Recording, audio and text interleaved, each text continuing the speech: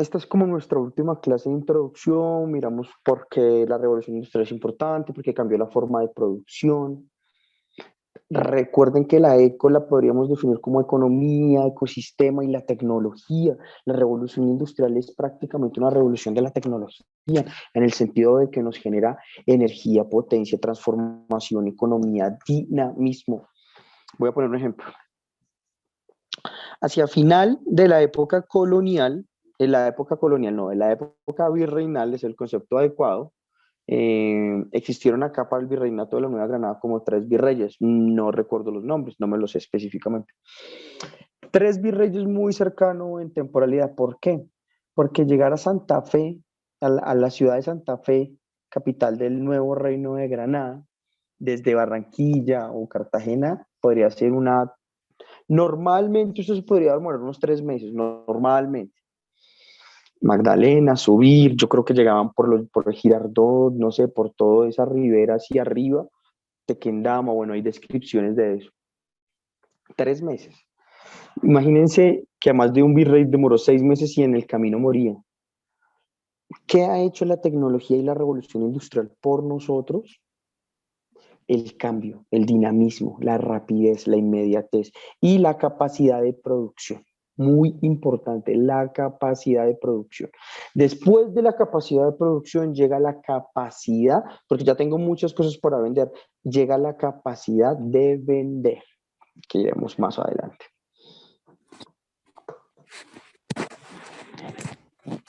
Les recuerdo, muchachos, por favor, mucho cuidado con...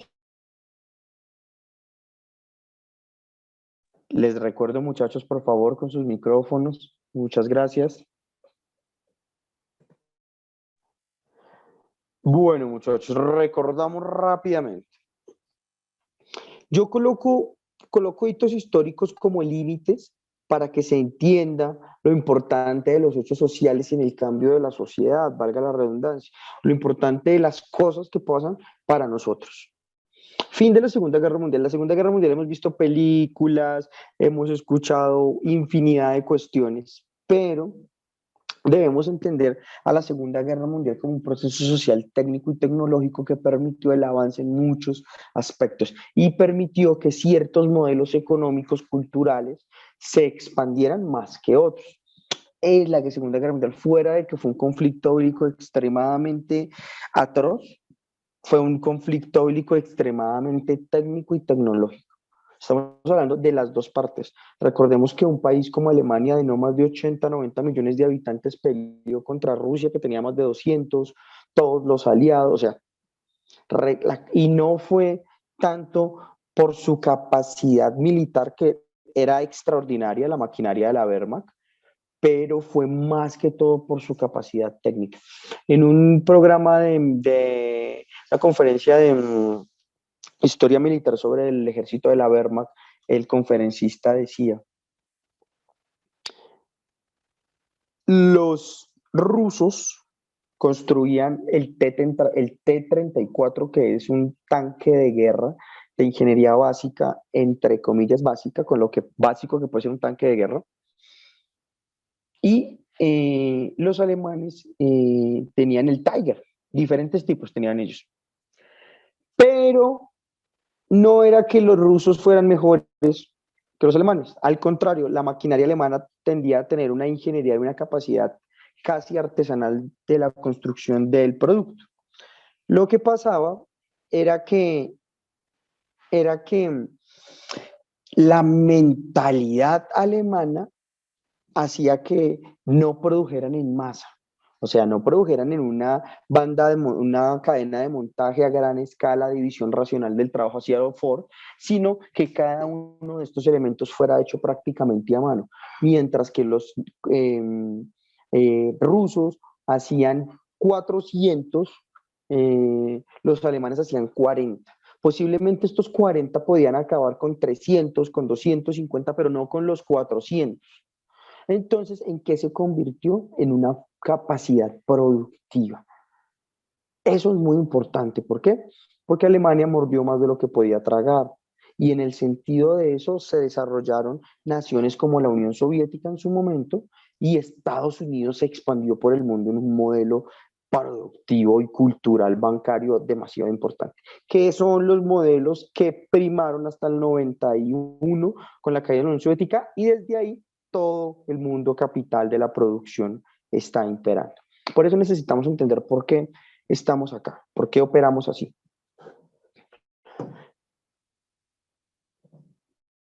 Y para mí como profesor es totalmente necesario que ustedes comprendan los procesos que se han dado para ser nosotros así.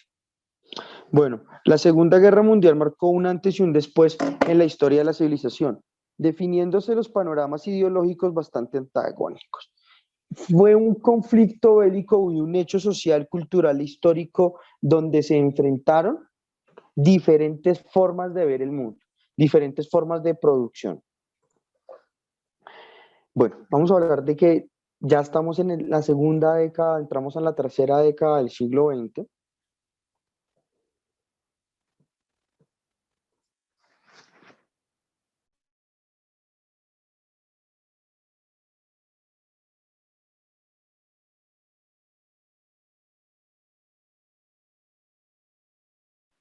Discúlpenme, muchachos. Eh, Estamos en la tercera década del siglo XX y aún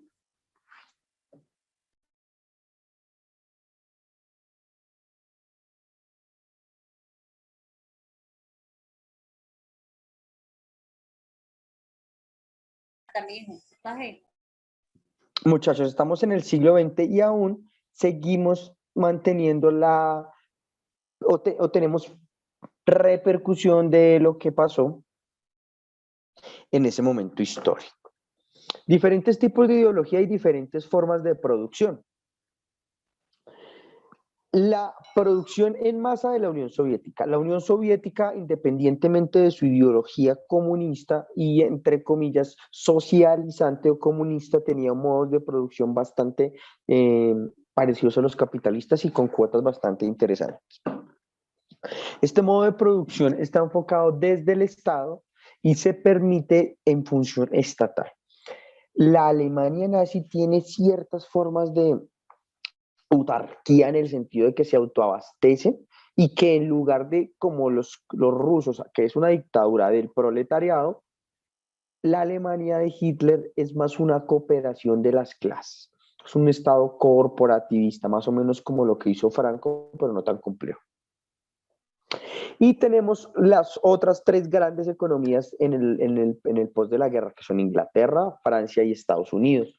Muy importante entender que para 1939 se enfrentaron, Francia todavía era un imperio colonial, tenía territorios bastante amplios, eh, Inglaterra era un imperio, Estados Unidos era un imperio con grandes dominios en Cuba, en las Filipinas, gran parte de su influencia en Latinoamérica.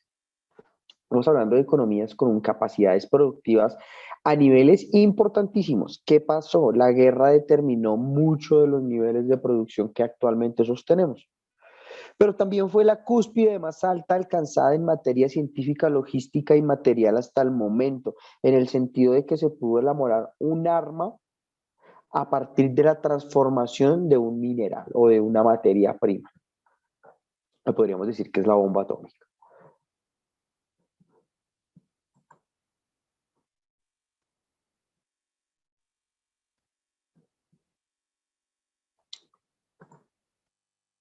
Bueno, muchachos, eh, trágicamente la guerra continúa y destruye gran parte del viejo continente.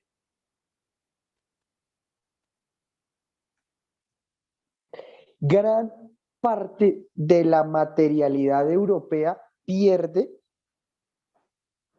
y se destruye, se convierte en añicos y mucho de la materialidad eh, pasa a ser escombros. ¿Qué pasa con esto? Ahí es cuando la sociedad se caracteriza por su nivel de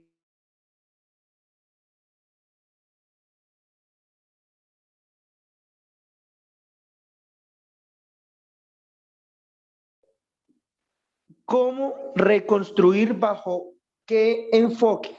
¿Por qué? ¿Por qué?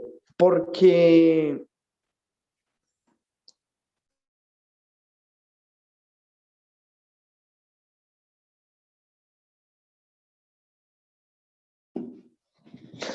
¿por qué, muchachos?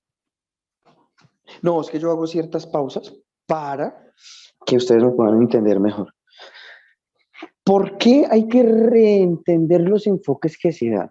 ¿Por qué, muchachos? Porque mucho de lo que las sociedades actuales son de lo que se construyó en el pasado, muchachos.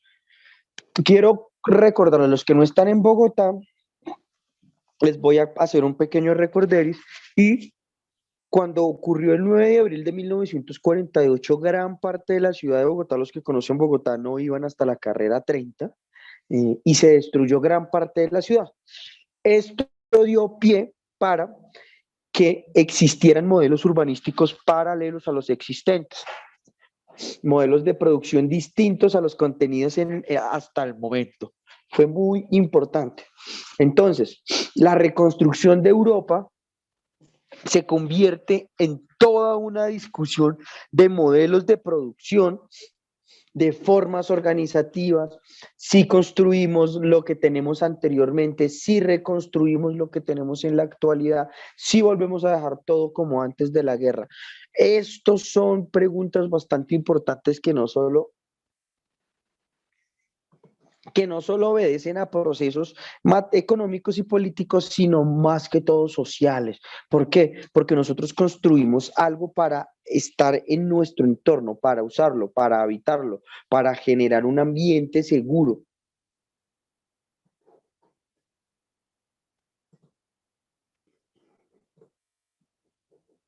Es muy importante eso.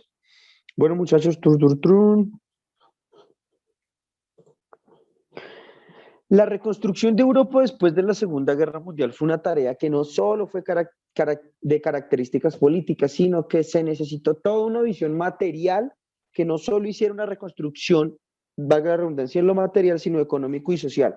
Bueno, ahora qué es importante. Empezaron ellos después de la Segunda Guerra Mundial.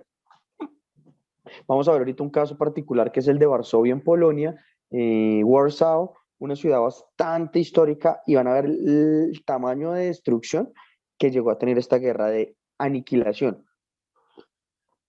Imagínense que la ciudad más grande del país, Bogotá, solo quedara el 10% de los edificios y todo en escombros, todo, absolutamente todo, fuera un valle inmenso de escombros y de cemento. Eso pasó con una de las ciudades más importantes de Europa del Este, que era Polonia, capital histórica de los latinos del este de Europa. Bueno, después de la Segunda Guerra Mundial y Estados Unidos como gran victorioso, como gran garante de la Europa, de la guerra, pero realmente los que ganaron fueron los de la Unión Soviética, los que ganaron esa guerra, pero Estados Unidos llegó con mucha fuerza desde Occidente. El general Marshall, el coronel Marshall, un militar estadounidense, propone este plan. Existieron diferentes tipos de planes para la reconstrucción de Europa. Uno de los planes decía que el pueblo alemán fuera aniquilado y exterminado para que no pudiera volver a levantarse. Más o menos eso fue del secretario del Tesoro de los Estados Unidos, esa propuesta, que finalmente fue desestimada por el Plan Marshall. Y el señor proponía, como otro modelo del que vamos a ver, que Alemania dejara de existir, se repartiera y se repatriara gran parte de su sociedad. Se está hablando de una ingeniería humana que para el momento estaba bastante interiorizada en la sociedad científica. O sea, no debemos escandalizarnos por lo que pasó hace 100 o 50 años, sino debemos tratar es de entenderlo y comprenderlo. ¿Para qué, muchachos? En esta materia, ¿para qué? Para tener ideas de cómo transformar nuestro mundo. ¿Listo? Más que todo es para eso. El Plan Marshall supuso un doble beneficio económico para Estados Unidos, un doble beneficio económico para Estados Unidos. El primero, como acreedor de Europa. Llega mi querido Estados Unidos, les cobra el material de la guerra, Gracias a su capacidad productiva, los ejércitos ingleses y incluso los de la Unión Soviética en su primera etapa pueden sostener la guerra.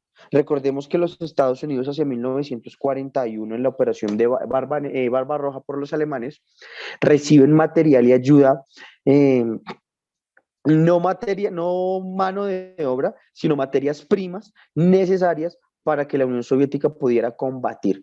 Recuerden que Estados Unidos entra a la guerra alrededor del 40 y algo, pero no entra a la guerra directamente en Europa, sino empieza por los laditos. El ejército norteamericano llega a Italia más o menos hacia el 44, 43, si no estoy mal, y al norte de Francia en el 44. Rusia combate a Alemania con más de 20 millones de muertos desde el 41. Entonces estamos hablando de 2 años de capacidad productiva. Si yo les hablo de los números de las batallas de la Segunda Guerra Mundial, ustedes van a quedar asombrados. O sea, estamos hablando de números extremadamente impresionantes. Capacidad, imagínense, uniformes, grasa, aceite, tornillos, acero, armas, películas, libros. O sea, imagínense todo lo que se producía alrededor de estos 6 años de guerra. Demasiado, ¿no? Recordemos que en esta coyuntura se desarrollan los primeros elementos como el radar, la computadora, los viajes, los balísticas, o sea, hay procesos tecnológicos bastante importantes. Estados Unidos se hace acreedor de Europa, le presta dinero, consistía en recibir los intereses de la deuda. El segundo, garantizarse un lugar como exportador de materias primas y productos en Europa, lo cual solo era posible si Europa se recuperaba. Bueno, es muy interesante. Recuerden el que hace un par de minutos les conté sobre la conferencia de historia militar que vi. El historiador propone una tesis que me pareció bastante acertada, y es la siguiente. Alemania no le quiso ganar a Inglaterra teniendo toda la capacidad militar. ¿Por qué? Porque ellos querían tener un imperio allá, por las tierras rusas. Pero si yo destruyo el imperio francés, invadió Francia, pero le dejó seguir manteniendo la administración en sus colonias, en sus territorios. Bastante interesante, ¿por qué no se apropió de sus territorios tan ricos en materias primas? Vamos a ver. Y Inglaterra lo mismo. ¿Por qué? Porque es que él quería hacer un imperio colonial en Europa del Este, lo que ahorita es Polonia, Checoslovaquia, lo que fue Checoslovaquia, lo que ahorita es República Checa, lo que era parte de Rusia, arriba el Báltico. Entonces, con toda la capacidad productiva, no lo quiso hacer. Se fue al este. Pero la pregunta del millón es, ¿por qué los alemanes, siendo tan inteligentes, no entendieron que una guerra de este tipo no se puede ganar sino con la absoluta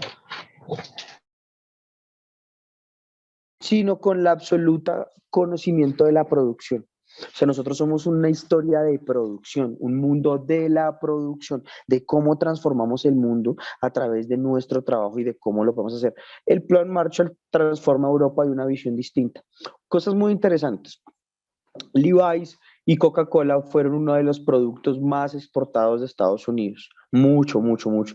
Entonces se va proyectando estilos de vida. ¿Sí me entienden, muchachos? Se van vendiendo formas de pensar. ¿Por qué? Porque es que ganaron la guerra y tenían el dinero para producir, para invertir. Desde ese enfoque se reconstruye Europa, más o menos. Entonces necesitamos entender que Europa hoy es lo que es gracias al Plan Marshall.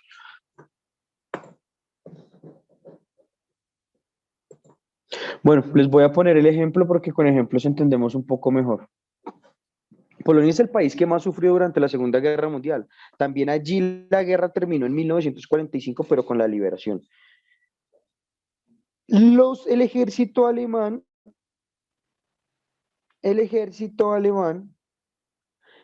atraviesa Polonia en el 39. Recuerden que el inicio de la guerra por allá por junio del 39 se da con la invasión, si no estoy mal, en mayo, creo que se da la invasión de la frontera polaca. Ya los alemanes habían invadido ciertos países, pero no había pasado nada. pero Polonia tenía una alianza con Inglaterra y con Francia que finalmente desemboca en la guerra. Fue traspasar las fronteras. Miren, muchachos, cómo, cómo queda la ciudad. Esto es una fotografía. Miren solo la iglesia y la torre de la iglesia, cómo queda. Miren al fondo.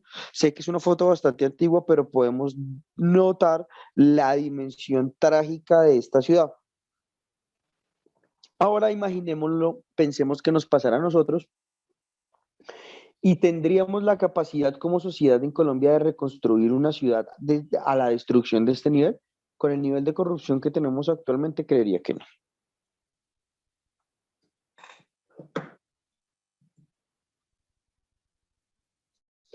Bueno, muchachos, otro ejemplo. Vamos a empezar a dar los ejemplos.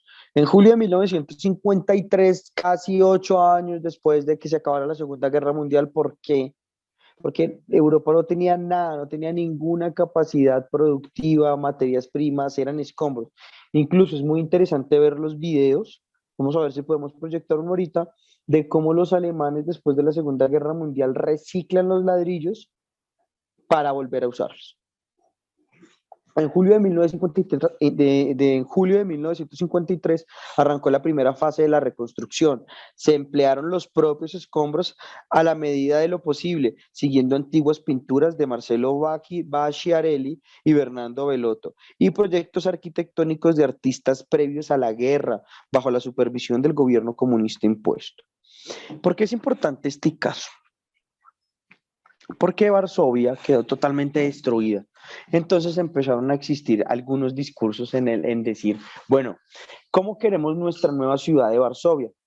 ¿La queremos moderna, art deco? ¿La queremos tradicional, como siempre ha sido? ¿Con qué material la vamos a construir? ¿Vamos a reconstruir los edificios históricos de madera antigua? Bueno, este tipo de discusiones se hace. Bueno, otra, ¿cómo vamos a hacer los modelos si ya no existen las casas, no hay planos, no hay nada? Fue una tarea bastante interesante porque denotó el ingenio humano. Esto es un edificio en su bombardeo, cómo queda, síganme en el cursor, y en la actualidad de unos años atrás, unos 10, 15 años atrás. Miren cómo es un mismo edificio. No sé arquitectónicamente, arquitectura si tendrá estructuralmente las mismas vigas. Supongo que esto es acero estructural, pero no tengo la dimensión. Podemos ver acá el esqueleto. Yo creería que es acero estructural o de pronto hormigón armado. Pero vemos cómo se ha transformado a través del tiempo y se ha reconstruido, que era lo más importante que necesitaba Europa, Estados Unidos, que Europa se reconstruyera para que le comprara mercancías. Aquí abajito, usted ya tiene esta presentación colgada, aquí abajito van a encontrar un artículo mucho más amplio sobre la reconstrucción de la ciudad de Varsovia. Es muy interesante, se los recomiendo. Muchos arquitectos se preguntaron cómo reconstruir la ciudad. Dos posibles respuestas surgieron. La primera, reconstruirla de manera tradicional, basándose en planos, dibujos y fotografías anteriores a la guerra. La segunda pretendía una reconstrucción moderna partiendo de cero, atendiendo a principios innovadores del momento. Esto es una plaza y quiero que la observen, miren. Miren el perfil, miren el perfil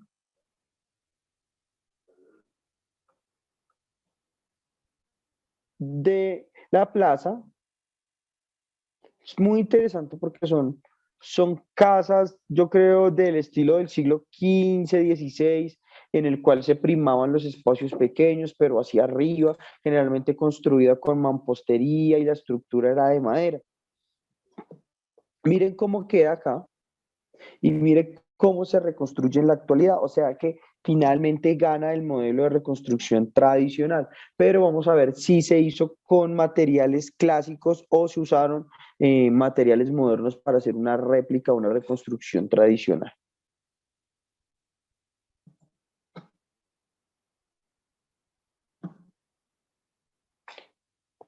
Miren acá, muchachos, muy interesante. A partir de estas pinturas, se pintó a Varsovia. se reconstruyeron sí, catedrales, calles principales. El resultado final no fue una reconstrucción totalmente fiel al modelo original, hartamente imposible, sino que integró rasgos e ideas de ambas posturas. Así la Varsovia que hoy conocemos es una mezcla del pasado y de las innovaciones de la modernidad urbana, un testimonio histórico de las vicisitudes del tiempo. ¿Qué pasó? Finalmente intentaron construir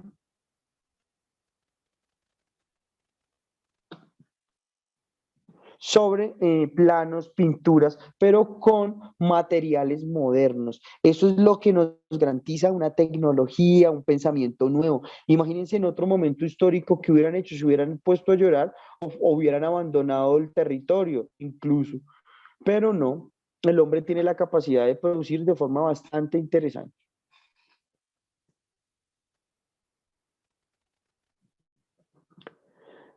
Bueno, muchachos, ¿por qué 1945 y por qué la Segunda Guerra Mundial es importante? Porque a partir de eso las ideologías quedan un poco relegadas y se convierten en algunos espacios en instrumentos del pasado, siendo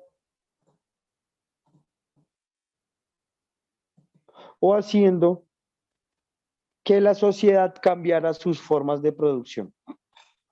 Tras la Segunda Guerra Mundial, los procesos de producción tienden a homogenizarse y transformarse según el modelo político y su perspectiva económica dicta. O sea, ya el país no está determinado por funciones políticas y sociales, sino está determinado por su capacidad de producción, por su capacidad organizativa al interior de la industria y en cómo desarrollamos mis mejores o cómo desarrollamos competencias mucho más complejas y mejores que permitan que mi país o mi sociedad pueda ser punta de lanza en el sentido tecnológico y de las ventas.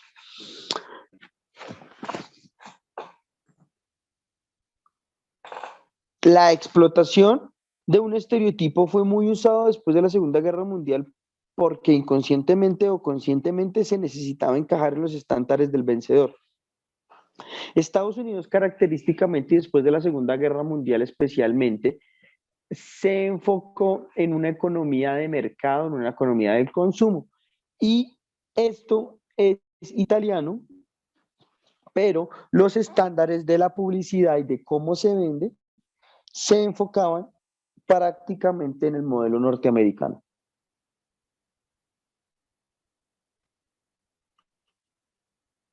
Pero específicamente no es esto lo que quiero denotar. Quiero que por favor presten atención al instrumento en el cual está subido la dama, una moto Vespa Oliveta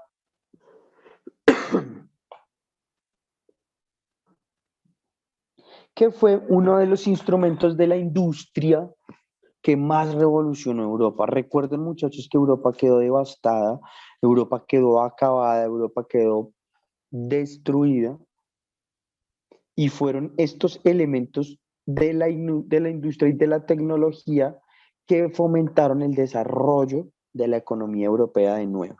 Entonces fue bastante importante.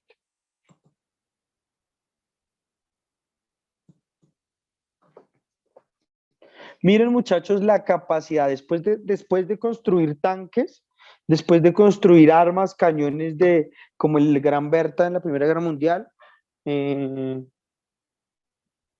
podemos primar que la economía de mercado se convirtió en la economía primaria de la sociedad y se convirtió a lo que se aspiraba como país industrial y económico. Eso es bastante determinante en una sociedad. Pongo un ejemplo muy interesante porque me parece que la Vespa es un artículo, un producto que se vendió alrededor del mundo de manera contundente y de manera avasallante. Y partió de una idea de un empresario de las empresas que necesitaban construir productos económicos y fáciles de armar. ¿Para qué? Para generar producción y dinamismo económico.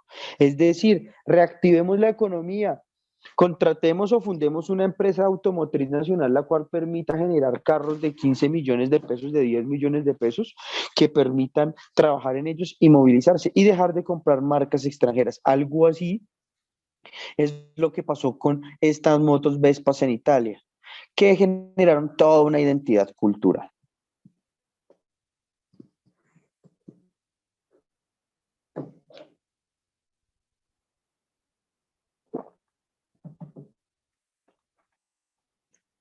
Bueno, muchachos, para finalizar, eh, el siglo XX entramos en una era donde la tecnología revoluciona todos los aspectos de la producción, desde el campo, desde el diseño, desde el prediseño, el ensamblaje, los productos, sin casi el contacto humano. Podríamos decir que hay industrias como la actual automotriz en la que las funciones del humano hayan sido relegadas de cierta manera. ¿Por qué? Porque un pintor puede ser menos eficiente que una máquina que pinta a ciertos grados, a cierta temperatura, que no se cansa, que tiene 24 horas, que no tiene problemas. Entonces es bastante importante. Aunque la tecnología no nos ha superado, la capacidad de creación y adaptación e innovación sigue siendo facultad preponderante de la especie humana, muchachos. Muy buenas noches, les agradezco. Muy buenas noches.